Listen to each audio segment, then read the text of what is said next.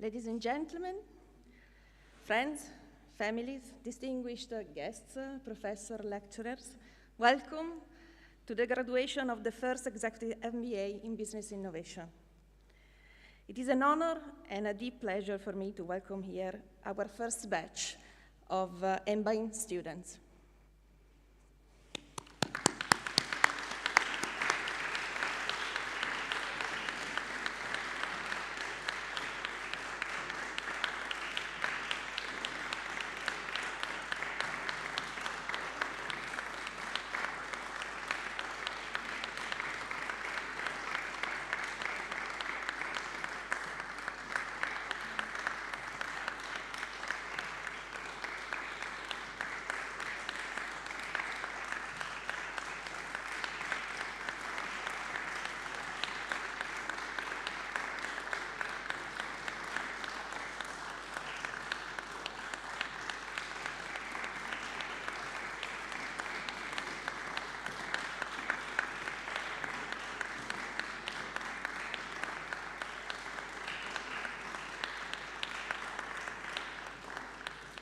Welcome to all of you guys.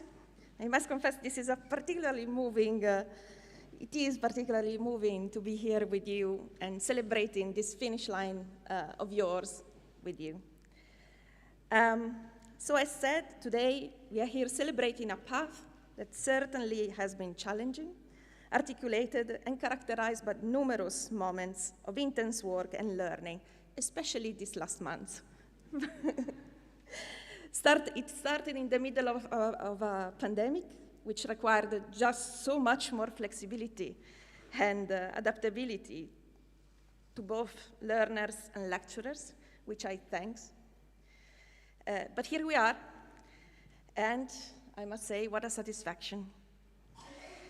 And here today, we have so many founders and CEOs of newly started companies. I couldn't leave the floor to anyone better suited than the MIB Trieste School of Management founder and CEO. Ladies and gentlemen, Professor Vladimir Nanut.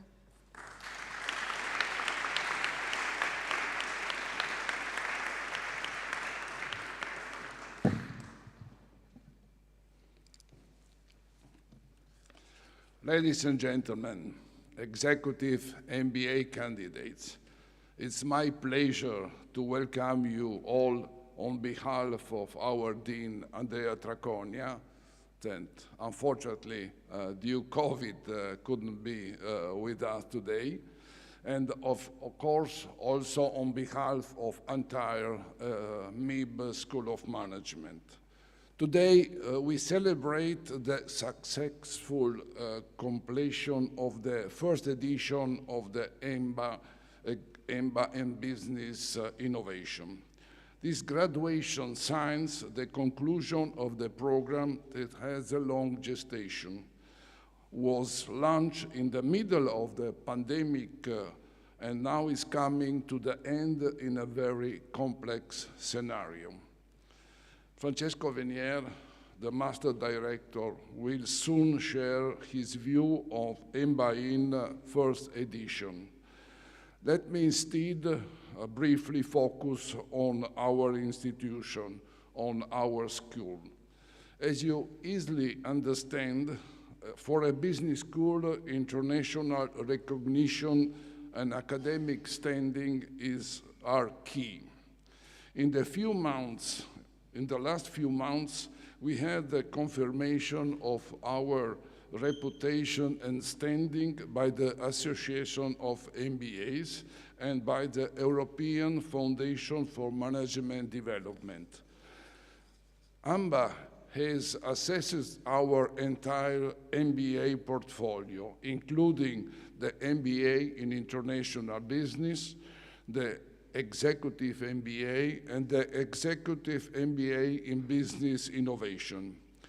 The panel of the peer reviewers have shared with us their MBA's view of MIB. In their words, the school occupies a niche space in the higher education landscape with a unique and very specific strategic position. MIB strongly benefits from its long-standing and close relationship with the corporate world, particularly in the insurance and financial sector. The school can leverage on high, engaged, and outstanding leadership, both of the institution and of the master programs. Further, the school has created a leading IT infrastructure in support of a hybrid mode learning. Other areas of commendation by the reviewers refer to the partnership we hold with the scientific levels, such as the newly established Data Science and Artificial Intelligence Institute and the high-level applied research we are carrying out through the Laboratory of Demographic Trends.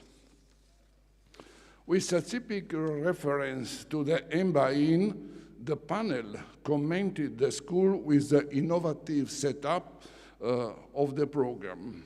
And we have also been commended for this master student base, which is one of the very high level and holds an above average education. The panel was deeply impressed by the size of the first cohort, proof that MIB has clearly met the needs of the two MBA target profiles. I mean, innovators with potential for new entrepreneurship and corporate participants showing interest in the evaluation of startups and in their management. We are delighted with this feedback. Overall, we are very happy to have the MBA with our portfolio of programs. Thanks to the first and so positive experience, we feel encouraged to further explore training opportunities and the crossroad between science and business. We believe the school can both accomplish this traditional mission of developing and providing qualified human capital to corporations and at the same time act as a bridge between institutions such as universities, research centers, scientific institutions, technology parks, incubators, and the financial world. Becoming an institution that constantly supports startups and promotes the regeneration of existing ones. Furthermore, we are also fully aware that this master success ultimately depends on its participants, on their quality, their engagement, their motivation, on the energy they put it on. Your trust and confidence on our institution and your strong commitment to learning have been the key ingredients for the today's celebration. This is why we sincerely thank you for having chosen MIB as partners in the pursuit of your personal and professional development. Our expectation and dream are that we can continue to work together towards our mutual search for success. In giving the floor to your master directors, beyond my best congratulations, I would like to send you also my best wishes for a bright future and rich of happiness and satisfaction. Thank you, and ad maiora.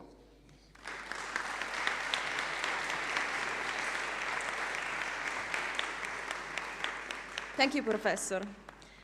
And now I invite the Dean for Executive Education and the fiercer champion of the MBA program, Francesco Vienier. Thank you, Floriana. Good morning, everybody. So, dear students, here we are. Your MBA is going to an end today. A very long series of events have been puzzling this course, this path. after your fantastic project you discussed yesterday, really outstanding. Since I remember I've been basically interviewing you all before starting the course, so the ideas were already there, but the project developed in an incredible way in these 2 years. At the point that have been receiving super positive feedback from the panel that have been listening to you of venture capitalists and other experts of innovation industries like the ones in which you aim to build your success in your future career.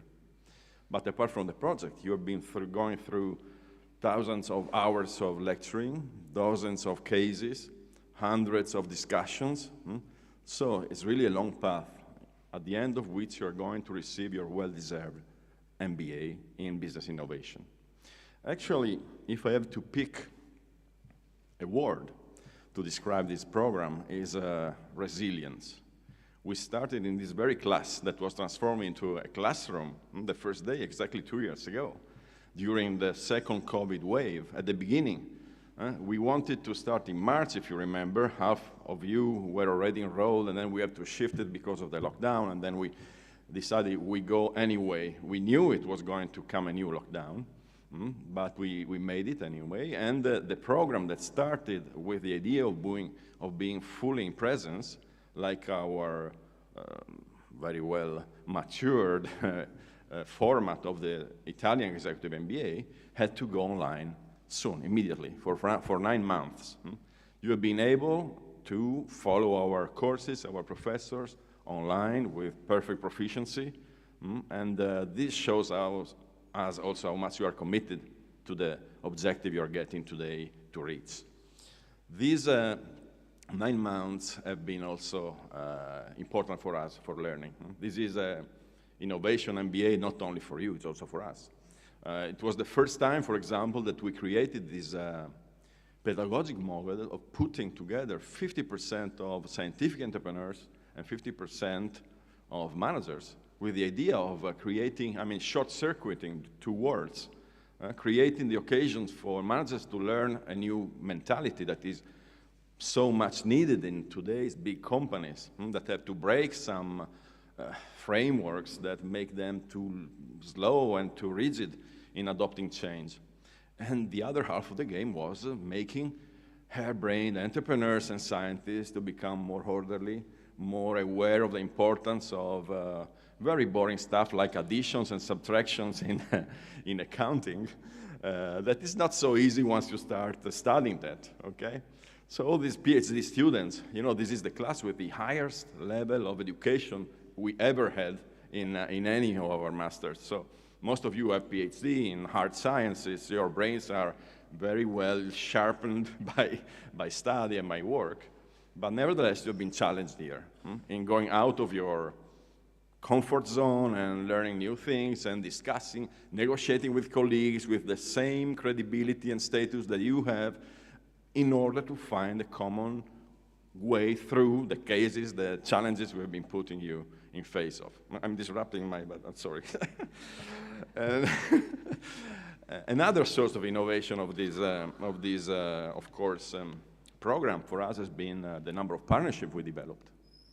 We developed many partnerships with academic institutions like University of Milan, with consulting companies like European Ambrosetti, but I would say the most important of our partnership has been the one with Venture Factory that is being the initiator with me of this idea. Nicole is our professor since, I don't know, many years, but we've been talking about a digital innovation MBA, I don't know, maybe 5, 6 years ago. And then eventually he had this bunch of crazy entrepreneurs that he had to develop and transform into businesses. So we said, let's try with them, okay. So we went and we made it. So Venture Factory became our most important partner in connecting us with a network of highly scientific-oriented entrepreneurs and entrepreneurship ecosystem that makes us more confident to be successful also in the next editions of these EMBA. Of course, we learned also what didn't work, so we are going to change some of the ideas we had in mind, but overall, I am really satisfied of what I've seen yesterday and of the smiles I've seen in your face yesterday after the discussion of the projects. The MBA is also an experience, okay? It's not just learning and changing our perspective on the world. It's an experience that is very personal as well. When I told you at the beginning you were going to change your perspective in the way you work, in the way also you relate with people in general, you thought it was exaggerating, okay? You are very, what can I say, evidence-oriented people, so you wanted to touch it. I think you touched it, okay? I think that after 2 years you realize how much this stuff changed you. I have the feedback also from of course, Nicola, that being also a co-founder of many of your ventures has kept on telling me that he was really satisfied on the level of the ability to articulate your thoughts in business terms, and so be able to explain to investors and to any other stakeholders what's in your business model, business ideas in a very effective way. Yesterday, we challenged you to do it in 5 minutes to people that never heard about your projects, and you made it. This is something that has a value, because after you engage people, you engage investors, and you raise their curiosity, then you have the opportunity to go in depth and then talk business, talk technology with the due time. But you have only 5 minutes normally, 10 minutes maximum of agenda time of a very busy investor to convince this person that devoting you more time of his very limited resources is a good investment, okay? So we made it as well. You made it, actually. We just helped you to do it. So great. And other things that I think we can try to focus on is also some attitudes that you learned. Not just contents, hard contents, finance, project management, techniques, tools, but also some attitudes. The attitude towards discussion, towards critical thinking, towards daring to go out of your comfort zone. Basically, if you've been embracing an MBA, that already tells us what kind of people you are. You're always looking for something more, okay? To leave a sign in your environment, maybe in your life, or in the history. Who knows? Some of your startups have really a huge potential of growth. So it could be that in a few years you are coming here back as alumni, and we name an hall like this for your company. These are things that happen at school, at business schools, when they have bright students and graduates like you are. So, Executive MBA in Business Innovation is a work of growth, of skills, is a work of team, and maybe another important thing you learn is working as a team, confronting your perspectives, negotiating, also handling conflict that is part of normal business life in a rational way, in a constructive way. So being a team member is not just being passive, and not just being a leader always. It's being the leader when your skills are useful for the team, and then letting somebody else to be the leader. This is something you learn here. We have seen it. There is another team, though, that I want to thank. It is the team of which Floriana is the head, the team that looked after to the course. And I really have to thank Floriana because she made these incredible...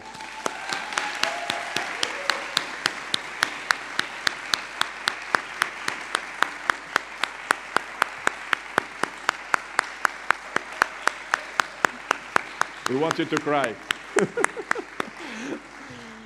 No, but that's, I'm not just, it's not a rhetoric. We saw Floriana resist to any kind of surprises happening to this course. And she has always been able to find a way through, a way out, to solve the problems anybody, also of the school. Okay, but that's true. So this is the moment in which you deserve to be prized for this. And so this is another reason why we're confident in in getting a new high-level class, maybe like yours or possibly more. Help us. You have lots of friends that need this kind of education, so talk about your experience, okay? It's important. Also, we are not doing marketing and that kind of stuff. We really rely on word of mouth. So you are the ambassadors of this program and of the school. So don't refrain of putting people in touch with us, if we can help. So let's try to finish focusing on, maybe it's too early, okay? It's the return on investment, that now you know what it is. The ROI of a program like this, of course, takes probably years to be really assessed. But we can try a small attempt now, focusing on the fact that a master's like this is basically a factory of human capital. What is human capital? Human capital is increasing your skills that we've been talking about. So the intellectual capital of each of you, sorry. Okay, that's the right one. The intellectual capital, the skills of each of you, but also the value of what is called social capital, the relations you put in place. You didn't only learn how to work in teams, you built relations. You built networks that will help you all your life long to go through any kind of issue. People with so diverse experiences, so diverse backgrounds, so diverse characters, so diverse positions will always be your friend at one phone call or one Teams call distance for all the rest of your life. And this is a huge value that will last probably more than the things you have learned in technical, in business, and in practical tools you got. Nurture those relations, be active, call your friends, remember to say them when you change something, when you do something, meet with your friends in the future, because this is a big value, not only in the class, but also, we also asked Gonzalo, later he's the president of the Alumni Association, also a value to enter into a larger network of school alumni with thousands of MBA alumni and tens of thousands of alumni on also shorter courses with all sorts of positions, continents, industries. So maybe you will also find, financiers, investors for your ideas once you go through the alumni directories. So exploit the power of the network. That's part of the human capital as well. Social capital is maybe the most important part today, in which the level of complexity you have to face is so high that none of you have individually the skills to face it.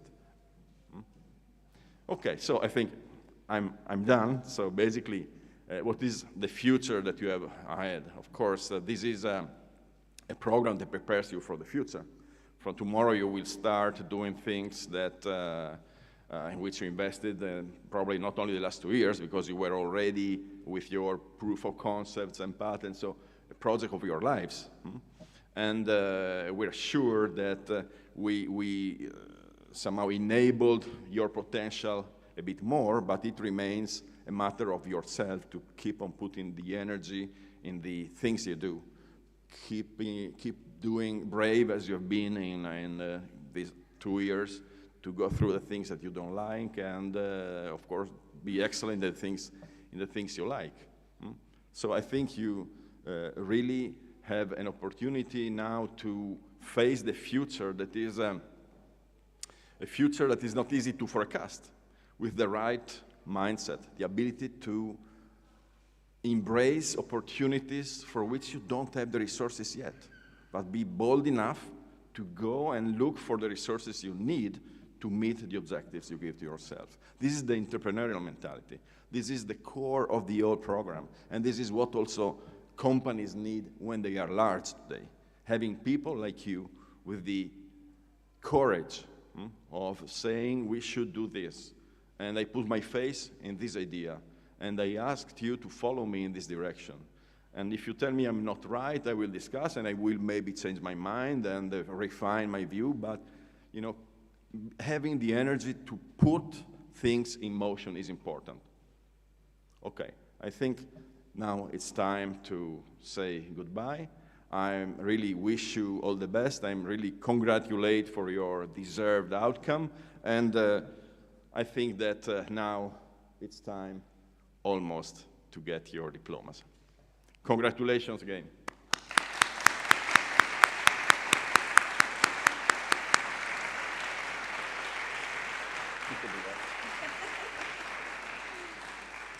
Thanks, Francesco, for your kind words.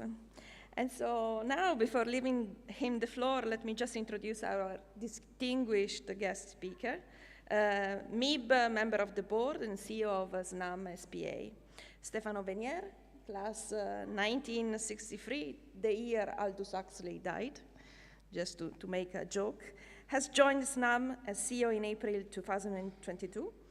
And what it is certainly one of the most, in what it is certainly one of the most critical time for the energy and gas sector.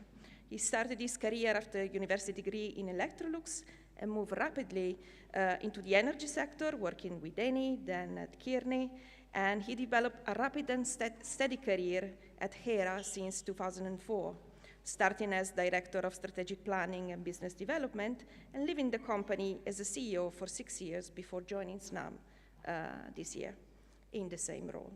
So Stefano Venieri is here today, as said, in this very critical moment for the sector he is involved into, a sector that will benefit from innovators and innovation as never before has happened, possibly. And Stefano Venier has been a fierce supporter of innovation programs and innovators, and especially of this Executive MBA in Business Innovation, since the day it was born as an idea, and some years ago, and then eventually got to be realized in these last 3 years. And then he actively supported it as a MIB board member. It is therefore a pleasure to welcome him on this day, addressing the very first graduate batch of our students. Ladies and gentlemen, Stefano Venier.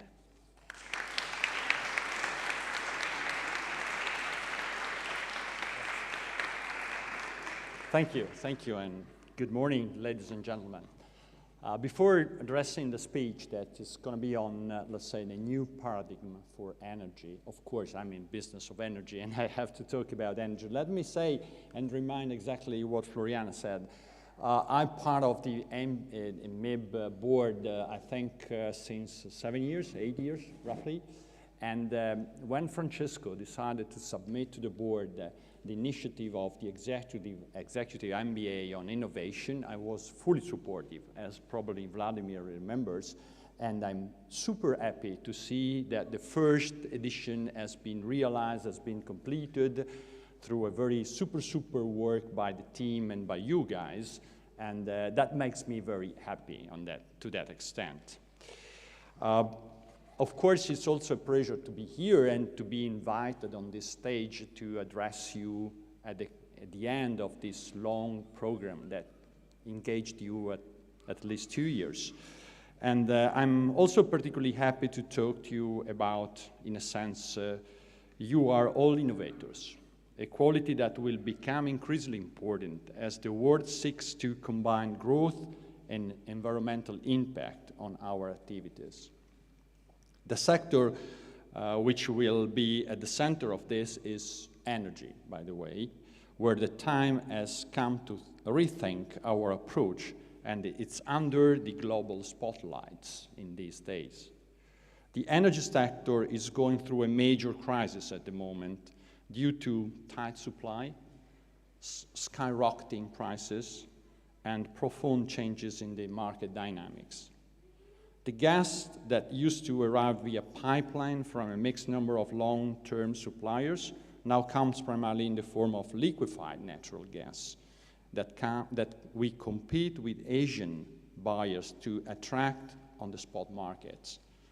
Commercial relationships which had lasted for decades have been turned on their heads. These events are dramatic to all extent. But one thing that is often overlooked is that we had a tight market even before the current crisis. The story started spring 2021, 18 months ago, when Europe experienced three simultaneous trends which drove prices higher. The first, gas demand for industry bounced back after COVID crisis and economies restarted. Second, renewable production was particularly weak at that time, leading to higher prices demand for power generation. The third, Chinese gas demand rose significantly, absorbing liquefied natural gas cargoes and driving gas prices higher in Europe. The Russian invasion of Ukraine has come on top of this situation and further tightened the market, inducing further price volatility. This situation is forcing a rethink of our energy policy priorities. We usually think of energy as a trilemma, which we are trying to solve for three different and sometimes contrasting objectives. These are sustainability first, prices second, and energy security third. Sustainability. In recent years, European policies have been very focused on environmental priorities. We set clear and ambitious targets, vowing to reduce the EU CO2 emissions by 55% by 2030 compared to the 1990 levels, and to reach the net zero emission by 2050. This is a huge ambition, requiring a full rethink of our energy system, from one in which fossil fuels account for 80% of energy to one in which renewables account for the vast majority, and the remaining fossil fuel used is abated by capturing the CO2 emissions. Second, price. At the same time as doing this, we need to address the question of price. Even before the most recent price spikes, in spite of long and of stable and limited cost, energy poverty affected around 10% of the EU population. And high energy prices are affecting the competitiveness of our companies, which have paid as much as 10 times more than their natural gas than US peers. Just look at the hurry-up prices and you see the difference. And third aspect of the trilemma is energy security. That was that was most neglected over the past years. It's one of the pillars of the European vision. And you see Article 194 of the Treaty of Functioning of the European Union. But for many years, no one talked about anymore, and it wasn't taken much into consideration when setting energy policy and evaluating projects. Following the energy crisis, energy security has become an immediate policy priority. The key question is how to diversify supply sources and routes so as to limit the dependence on one single country, but also so as to restore liquidity to the market and help lower prices to levels that companies and families can afford. The EU has done a lot of this, on this front, but we have to admit, not enough yet. The first step was to ensure the storage capacity in Europe was filled, and it has been. We are now approaching the winter with storage that is over 90%. In Italy, we are reaching 95%. And more than 90 billion of cubic meters of gas has been stored in it, compared to a global consumption pre-crisis that in Europe accounts for 500 billion cubic meters. That means almost 20%. The second step was to maximize the gas supply from existing supply routes, which largely means liquefied natural gas, as I said. This too has been achieved. In 2022, LNG imports to Europe are expected to reach 150 BCM, or 50 BCM more than last year. So well have these measures worked that, as so many have read, natural gas prices on the spot market has fallen remarkably in these weeks. With full storage and mild weather, there are LNG cargoes which do not know where to unload the gas they carry. That brings me to a third step of the European strategy to diversify gas supply, which is to increase capacity. Germany, Netherlands, Italy have all acquired new floating storage and regasification units, which will further diversify our sources of supply. We are also turning increasingly to the Mediterranean region, which has ample gas, and looking ahead also ample renewable resources. And that puts Italy in a stronger position too. We are connected to North Africa via existing pipelines and are strategically placed to become an energy hub for Europe. The fourth component of Europe's strategy to diversify away from Russian gas is demand reduction. High prices have already cut industrial production, driving European gas demand down by 10% in the first half of the year. There have also been agreements for further reduction and for a mechanism of solidarity to share what gas supply there is and soften the blow for the most exposed countries. On top of this, Europe is now talking about price cap, joint purchasing of gas, and even the possibility that the high prices will be partly subsidized through European funds, as happened in the pandemic period. The relevance of this for the European project cannot be overestimated. The EU, that was born in the middle of last century to provide a common policy on coal and steel, has started to become an energy union too, but in part not completed, as recent discussion happened. However, energy security doesn't just mean maximizing gas supply sources and routes. It also means accelerating the energy transition, both by speeding up the deployment of solar and wind power and by increasing energy efficiency. High energy prices are making energy saving particularly interesting at the moment. We are learning all over again that energy, like water, for instance, is a scarce and precious resource that we must use wisely and with consciousness. This is true for renewable power and also for other technologies such as biomethane or hydrogen. These are essential to reach full decarbonization, in particular for the so-called hard-to-abate sectors where electricity is either technically difficult or very costly to deploy. As the IEA reminds us, electrons will account for around 50% of energy demand worldwide in a net zero world. That's quite a lot electric vehicles and electric heat pumps than the 20% they are today. But it still means half of the energy we use will need to come from green molecules, hydrogen and derivatives, anything bio, carbon capture and storage, and so on.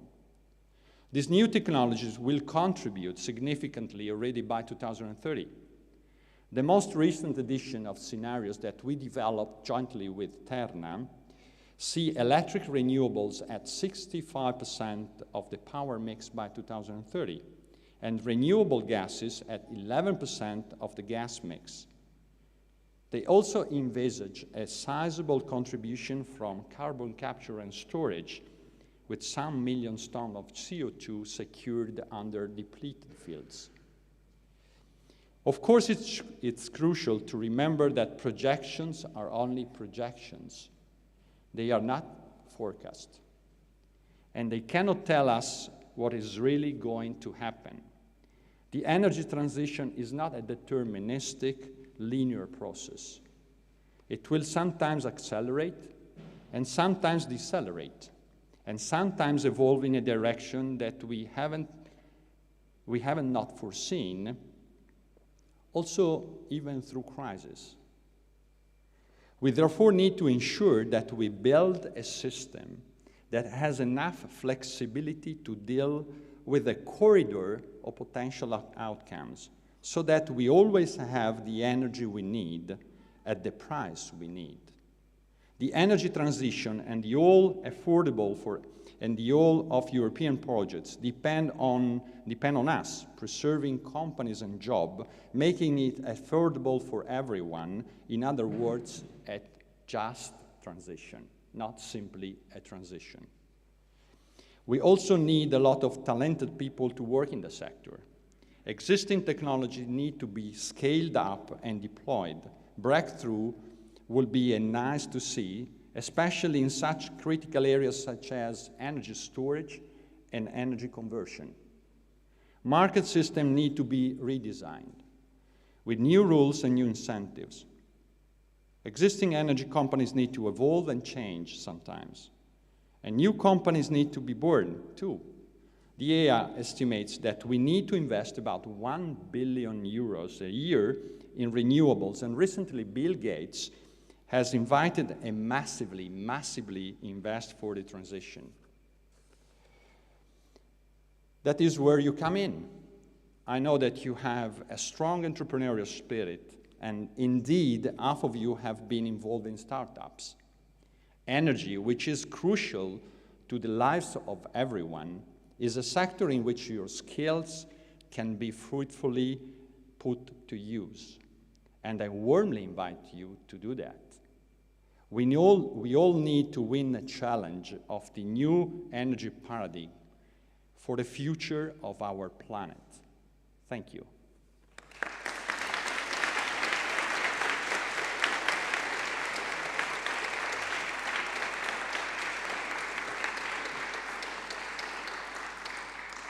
Thank you very much to our guest, Stefano Venier.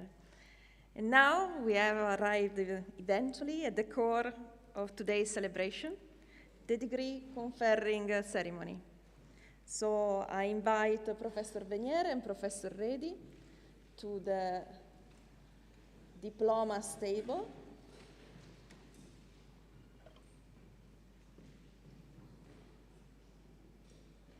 There is just so much an organization.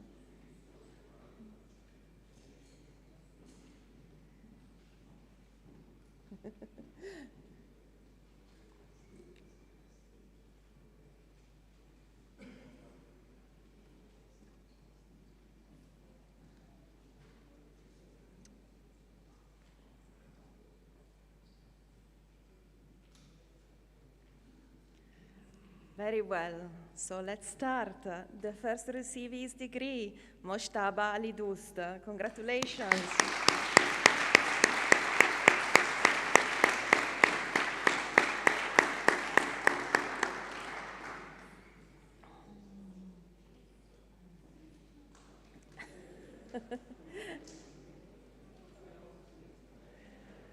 The first is always the most difficult. It's the adventurer.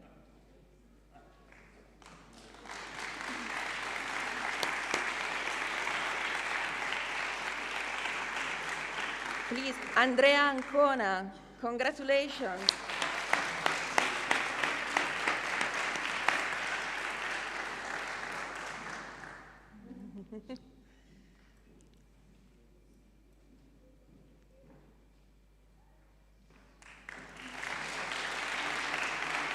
Enrico Buscaroli, congratulations.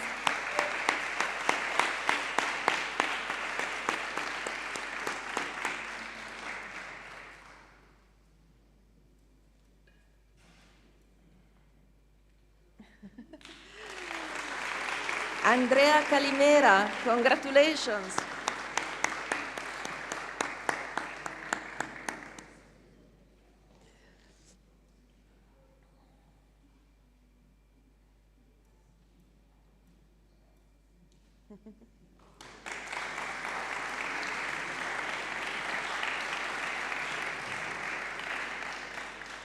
Bruno Cosentino, congratulations.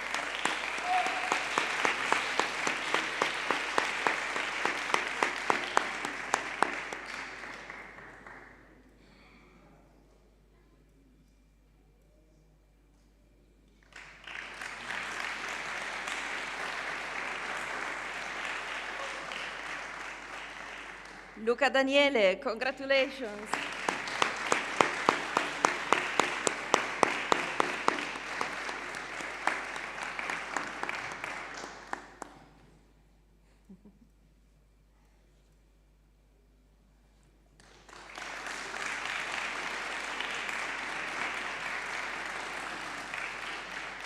Rossella Dorati, congratulations.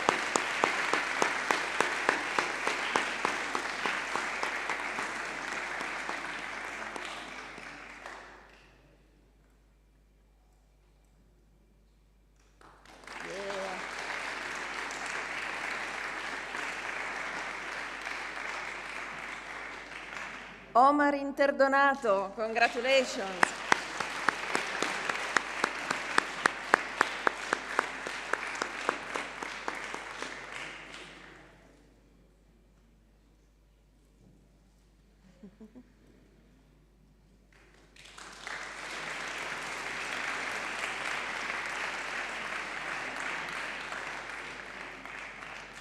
Mariangela Melino, congratulations.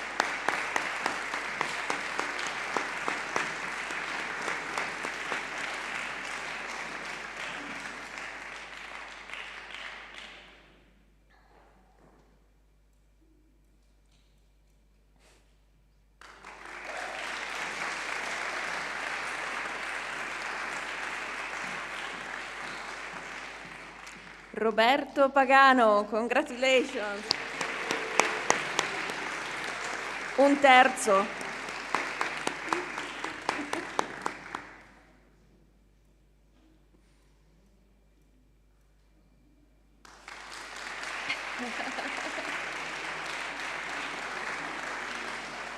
Ivan Peruzzo, congratulations.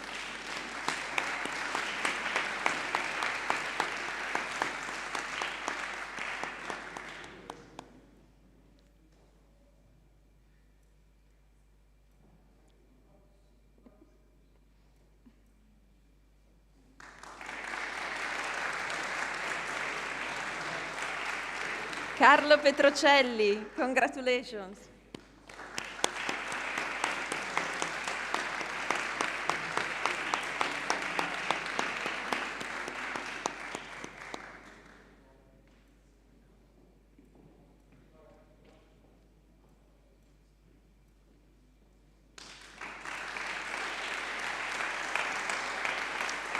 Valentina Ravasini, congratulations.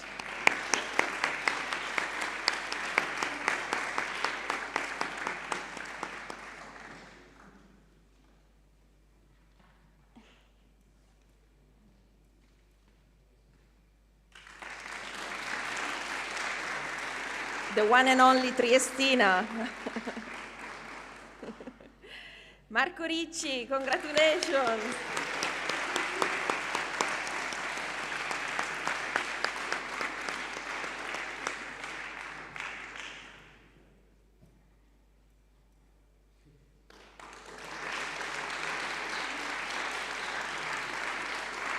Armando Ricciardi, congratulations.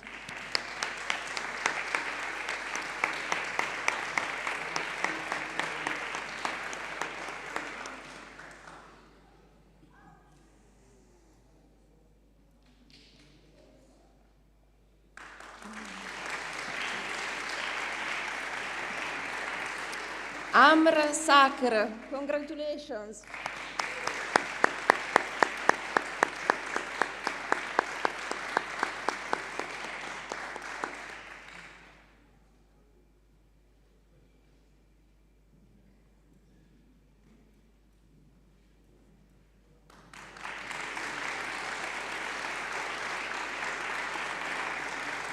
Nicolò Sala, congratulations Nicolò.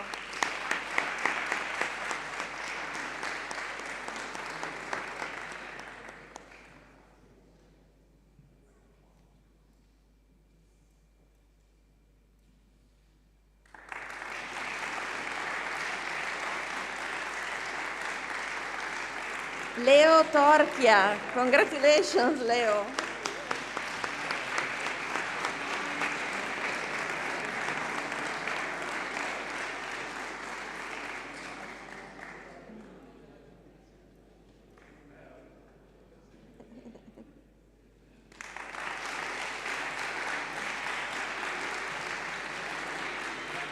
Francesco Toso. Congratulations, Francesco.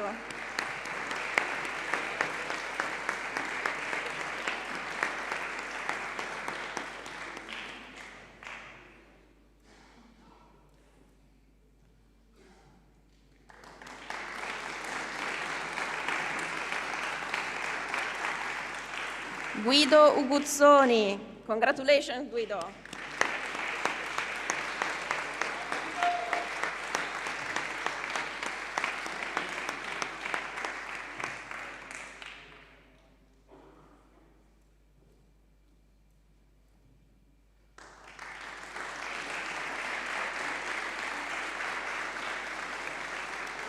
Victor Ume. Congratulations, Victor.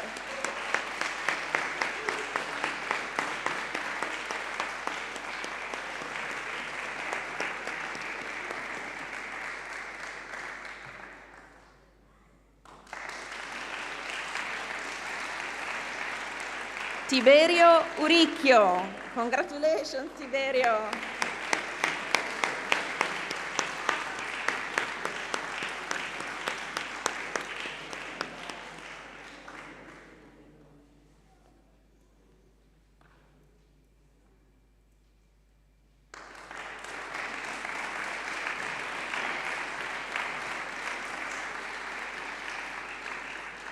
And now, graduated with honors, Giorgia Mila.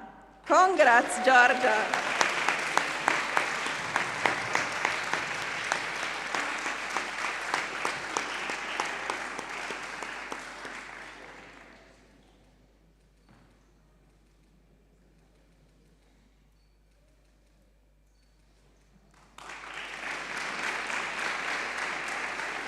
Bravissima.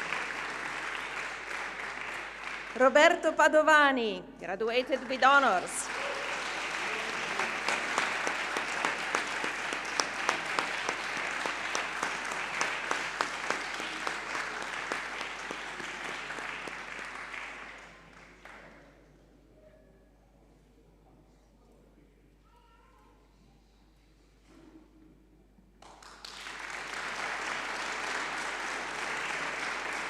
Graduated with honors, Lidia Pieri. Congratulations, Lidia.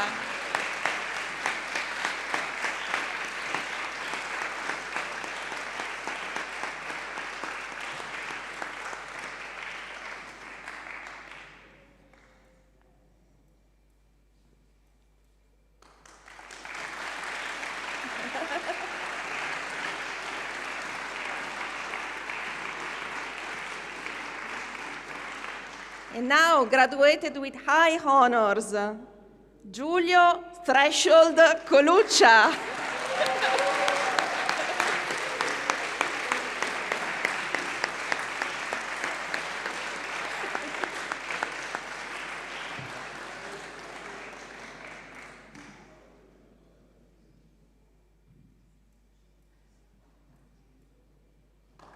Bravissimo.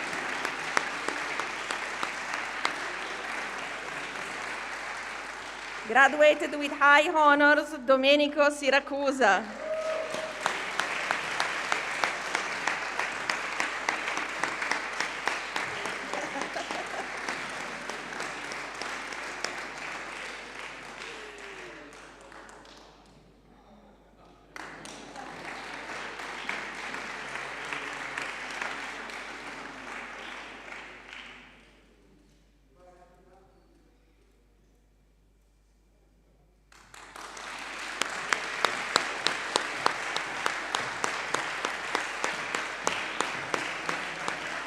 Congratulations again to all of you. Very well done. And now I invite here to take the floor with all the time that he needs. Gonzalo Moreno Micheli, as president of the MIB Alumni Association, to welcome aboard the new members of this great community.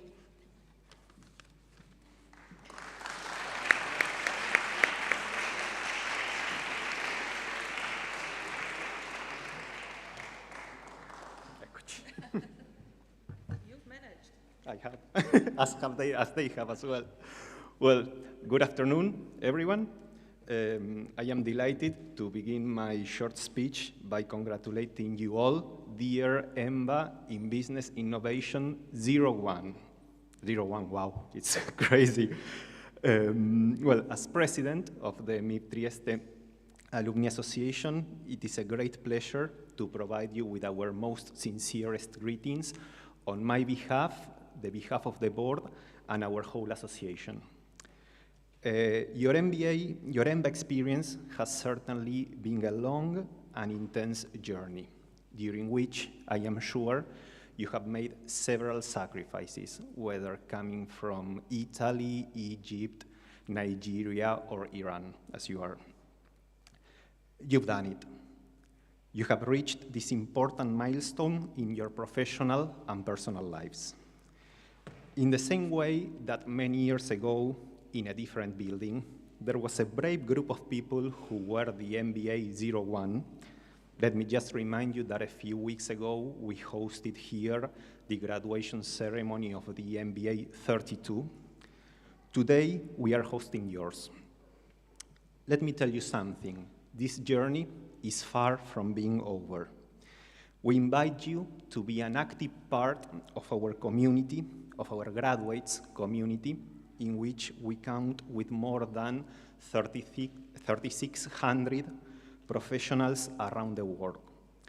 The association is structured in about 30 chapters in 5 continents, with representatives and ambassadors who support the board in the development of initiatives and events dedicated mainly to continuous training and improvement, exploration and creation of new business opportunities, moments of networking and social fun and growth.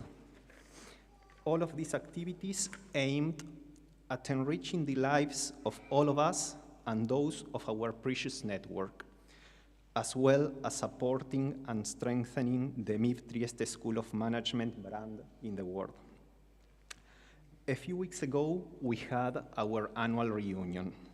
And well, as Francesco mentioned before, that is one of several networking opportunities that, let's say, we like to share together and to put at everyone's disposal.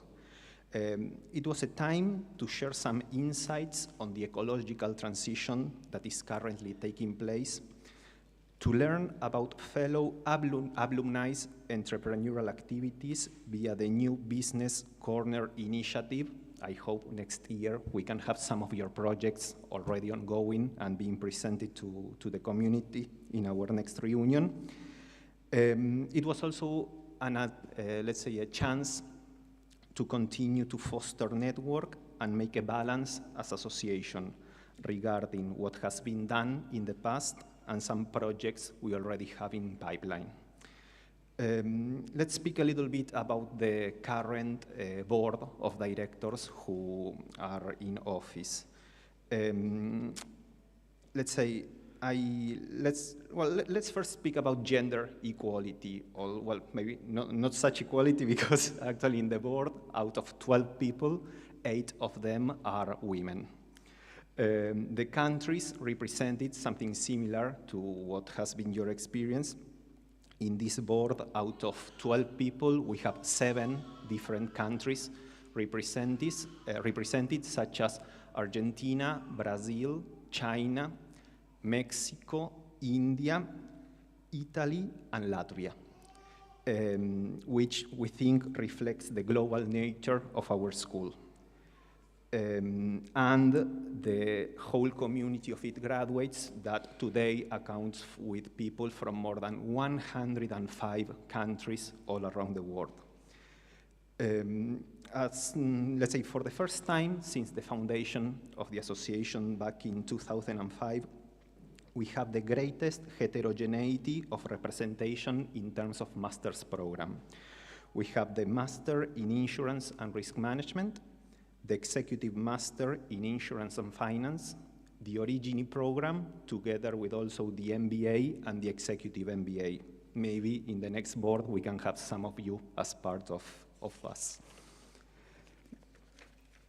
The strength of the alumni community relies precisely on sharing, on exchanging different backgrounds and cultures, on experiencing the sense of belonging to a community that in fact has no borders. The personal and professional development of MIVers is both token and testimony of the quality of the lived experience here. Currently, the association is focused on projects concerning giving back, intending as a return of value to our community and to the society we are part of, the enhancement of diversity as a source of inspiration in our professional and personal lives, and finally, the involvement of new alumni at a global level. Regarding networking opportunities, a few weeks ago we had the first networking cafe organized in Madrid, the first one in Dubai, and also last week, in fact, we had one in Zurich. Stay tuned for more networking opportunities to come. Positive energy and fresh ideas are always welcome. Be an active part of our change. We count on you. Thank you for your attention, and congratulations again.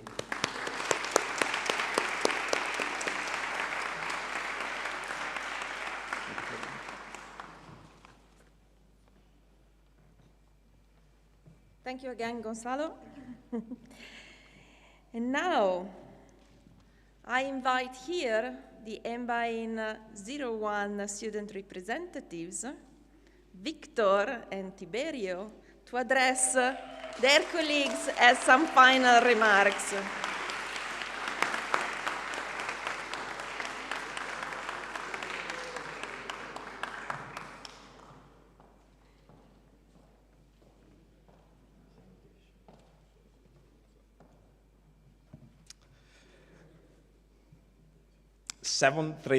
Seven hundred and 33. That's exactly the number of days since the first time we stepped in here. October 26, 2020. And since then, it actually has been a roller coaster of ideas, a heck of an experience of which we're really grateful. I remember stepping in here, and on that particular week, we were sort of dazzled by Diana's presentation and Matteo Ratti and the colleagues. Nicola Reddy also tried to intimate us on the foundations of innovation, and we were sort of wooed into financial accounting by Professor Modugno, who tried to make us fall in love. And actually the case is that a lot of people fell in love with accounting, so I'm sure you should be happy about that. And after 2 years, I must say that it's really been a pleasure. It's not been easy, it's not been perfect. It's the first edition, and just like anything, the first time is not always perfect. But as Professor Venier said, I think the key word is resilience. We have been resilient through different kinds of situations, from the COVID crisis to the contamination between business and so corporates and entrepreneurship and academia. So really has been quite interesting to see this develop over the years, over these past 2 years. So really my word for today is really gratitude. I'm really grateful. I'm grateful to the Almighty God. I'm grateful to our family members who supported us along the way. I'm grateful to all the MIB faculty, to Professor Venier, who is the director of this course. I invite an applause for the families. Yeah. Absolutely. So since I have the opportunity to be here, I will thank first my wife, my son who was born, and all the children who were born during this program. I mean, the course was really exciting that really we had to work on the underpopulation crisis in Italy. So thanks to my pastor who is here, my mom, and every of our family members, really. I'm really grateful that we're able to support us throughout this journey. And then there is someone special who I want to thank. I will refer to her as our N'Golo Kante. So if you watch football, you will know who Kante is. And that is Floriana Volazzi. She really was the 12th player on the pitch. So really her contributions were really helpful, and I think she really made a difference, and I hope she will and continue to imbibe the spirit in the next editions to come. I also want to thank every one of us the colleagues, because I believe that these were the people who made the difference in this course. I want to thank every one of us who challenged each other. We worked together through the contributions in class, outside class. A lot of friendships have been made, a lot of connections have been made. And I think they were really the ones who brought I would say, the added value to the course. Having people of this kind of standing academically and in business-wise with the mental prowess to be able to think outside the box. I think it has really affected me personally, and also a lot of, from our testimonies, everyone. So really, I will close with thanks, with gratitude to everyone, to the colleagues especially, and ad maiora, to greater things. Thank you.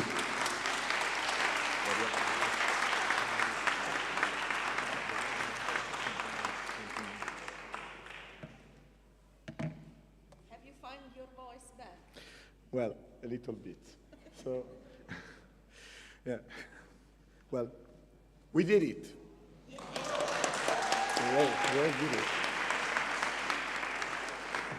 I want also to thank Floriana, Renier, sorry for my voice, obviously. all the teachers that supported us, all the staff, all the sponsors of the MIB school. Well, your work and dedication was great. It was amazing to work with you, to study here. It was very, very great. Well, yesterday, to tell you, I didn't prepare the speech. So yesterday, I was trying to think what to say today, right? And when I was coming back after another great night that we have yesterday all together to celebration of the moment, and there was a word I keep having in my mind. This was change, and resonates with the resilience that you had. Because, well, we changed a lot in these 2 years, I believe, right? First, we changed our vision, because our vision was amplified by these courses. Many things that we saw different, right? And then we changed it into a big team, I would say, because we are a big team, actually. I remember the first week here in Trieste, Milano, the nights in Milano, the courses, the business plan, all the works, a lot of accounting, I would say.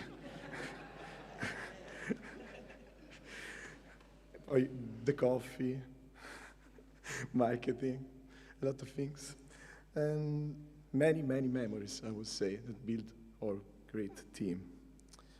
But what struck me a lot is we changed as we deeply accepted each other and helped each other during this course, let's say.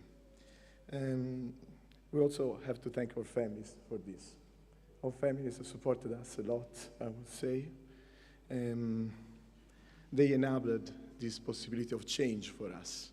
They supported me many times. Even, I don't know about you, but I worked a lot at night also, so they bear with me also this period. It was very hard. And, well, now it is our time to dream, I believe. It is our time to move forward. I know that we have all what it takes to move on, to be proud of ourselves, of what we did and what we are, and to look forward. We have great power. We can do many things good in general. And I want to ask you to begin this new chapter of your life by thinking about yourself, and I believe you'll see in the end that we acquired a lot more than we thought, since from the beginning in this course. It has been an honor to work with you, meeting you. I hope all the best for you, really. And you always be in my heart also. Thank you. Ad maior.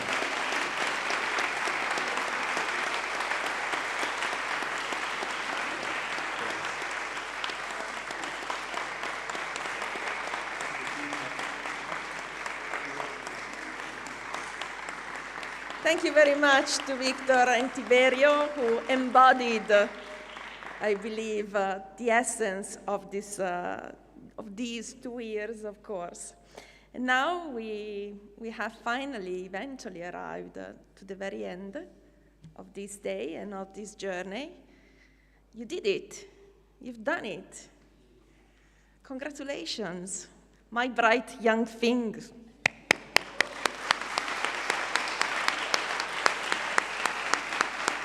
And I cannot say, and I cannot add anything more, apart from thanking again Professor Venier, Professor Nanut, and all of the MIB crew of lecturers and professors, Nicola Redi, of course, and all the Venture Factory teams who worked so hard on this program, the European House of Ambrosetti, the University of Milan, which I also represent, and thanks to all of you, and most of all, thanks to all of you that gave me so much in these 2 years with you.